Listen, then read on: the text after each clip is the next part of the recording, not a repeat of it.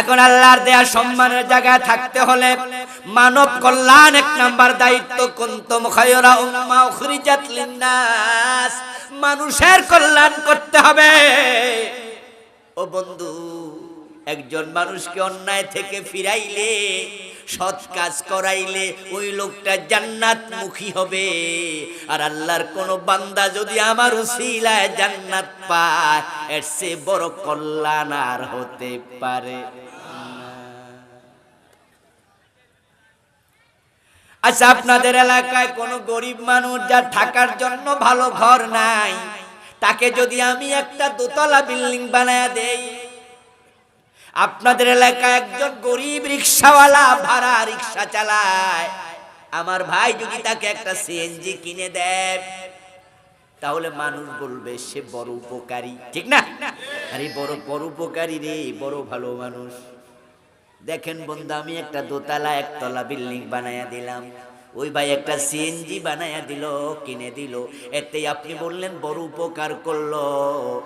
আর যদি কেউ আপনার একজন বান্দা ভাইকে জান্নাতমুখী করে দিতে পারে, সে তার কত বড় উপকার করলো।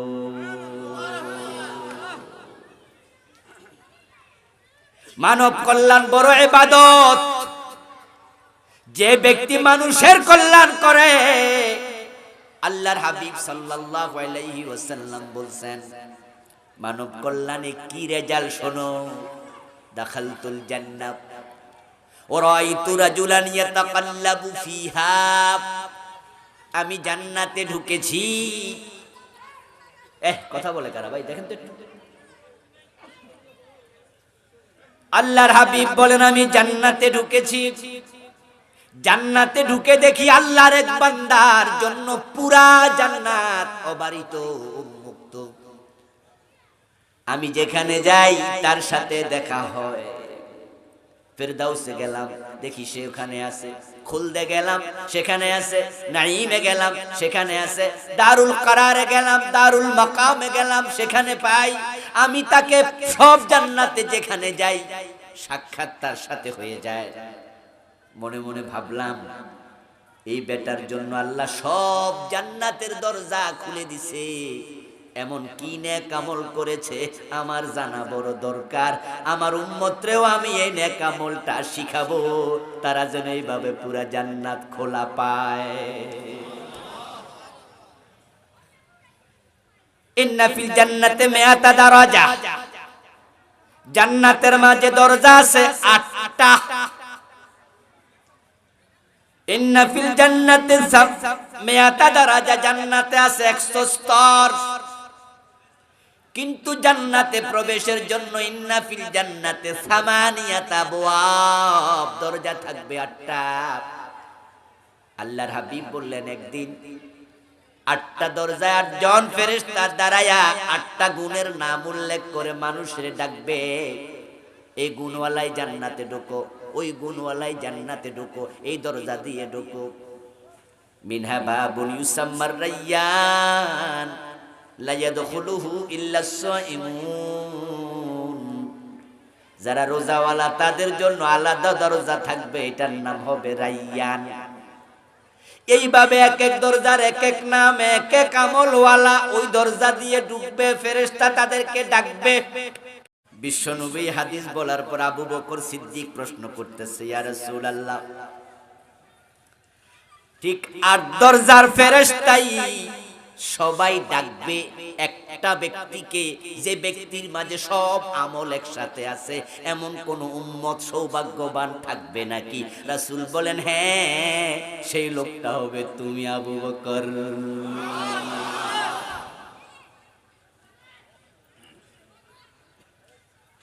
আল্লাহর হাবিব বলেন, দাখালতুল জান্নাতা ওয়া রাআইতু ফিহা রাজুলান ইয়াতাকাল্লাবু ফিহা,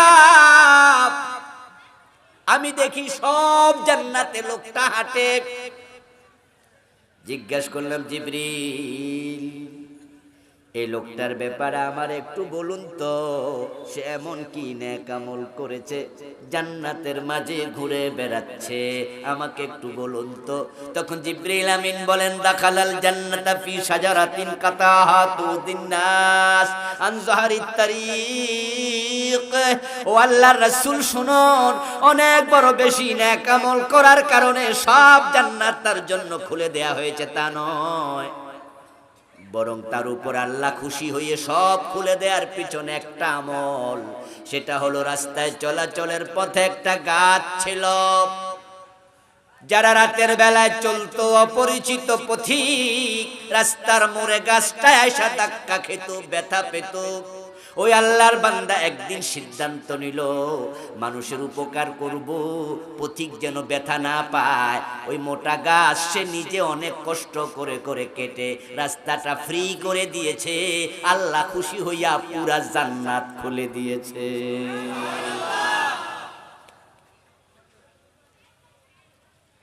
ও আমার প্রিয় ভাই, মানব কল্যাণ করবেন, এতে আল্লাহ খুশি হয়ে যায়।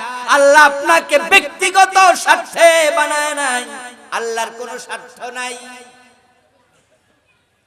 আল্লাহর বান্দার উপকার আপনি করবেন, আল্লাহ আপনার রাজপক্ষে রাজি হয়ে যাবে। হাদিস, আর রাহিমুন ইয়ারহামুহুমুর রহমান, যখন আপনি মানুষের উপরে দয়াদ্র হবেন, রাসূল বলে আল্লাহর কাছে আর দয়া ভিক্ষা চাওয়া লাগবে না, আল্লাহ দয়ার দরজা তোমার জন্য নিজে খুলে দেবে।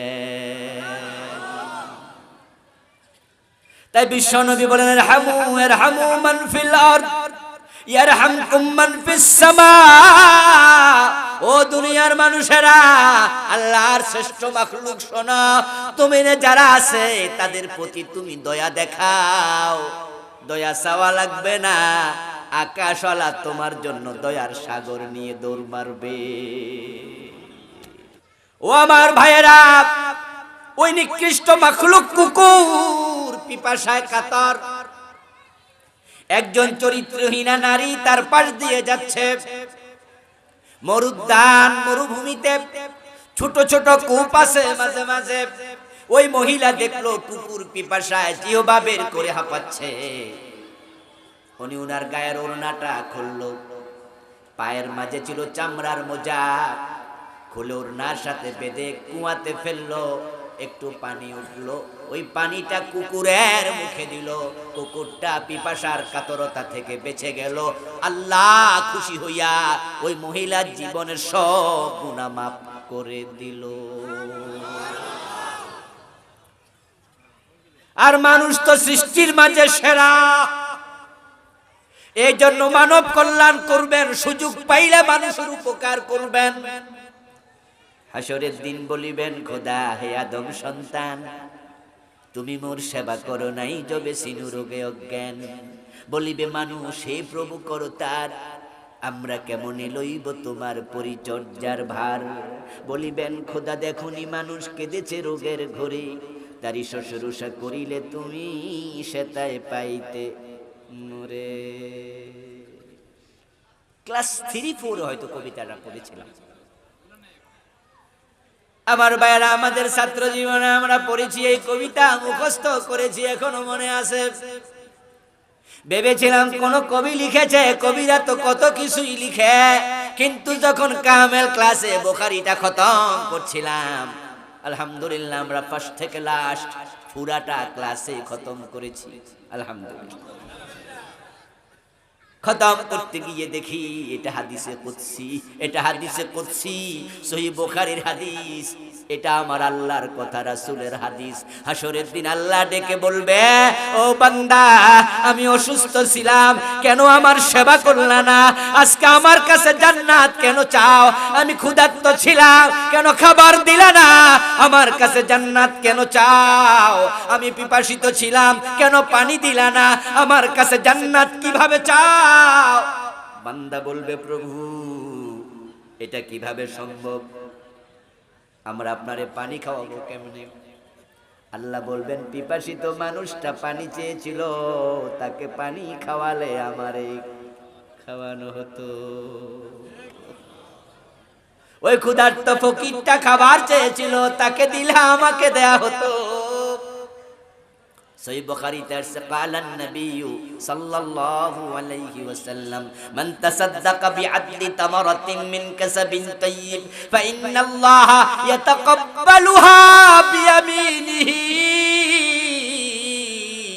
প্রিয় নবী বলেন, তোমার হালাল কামাই থেকে একটা খেজুর যদি ফকিরের হাতে দাও, ফকিরের প্লেটে ফকিরের হাতে পড়ার আগে আমার আল্লাহ নিজে ডান হাত বিছায়া দেয়।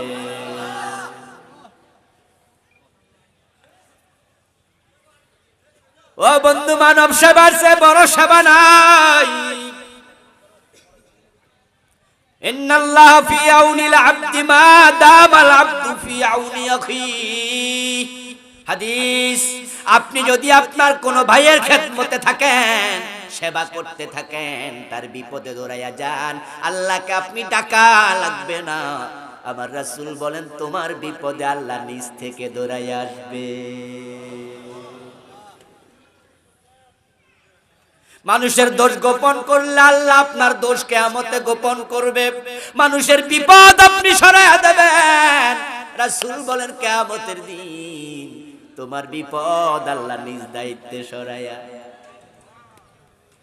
মানব কল্যাণের জন্য আল্লাহ বলেন আমি বানাইছি, এবং মানব কল্যাণের ব্যাখ্যা আল্লাহ করছেন তা'মুরুনা বিল মা'রুফ। যত কল্যাণ মানুষের আছে, সেরা কল্যাণ হলো তাকে ভালো কাজ করতে বলা, জান্নাতের পথে চলতে সহযোগিতা করা। কোরআন শিখাবেন, শ্রেষ্ঠ মানুষ হয়ে যাবেন, তাকে জান্নাতের পথে ডাকবেন, সাদাকায়ে জারিয়া পেয়ে যাবেন। অন্যায় করবেন না, অন্যায় কেউ করলে তাকে অন্যায় করতে দেবেন না। কালান নবী সাল্লাল্লাহু আলাইহি ওয়াসাল্লাম, উনসুর আখাকা যালিমান আও মাজলুমা। তোমার ভাইকে তুমি সাহায্য করো, সে যদি জালেম হয় তাকে সাহায্য করো, আর মাজলুম হলে তো কোনো কথাই নাই, মাজলুমকে সাহায্য করো।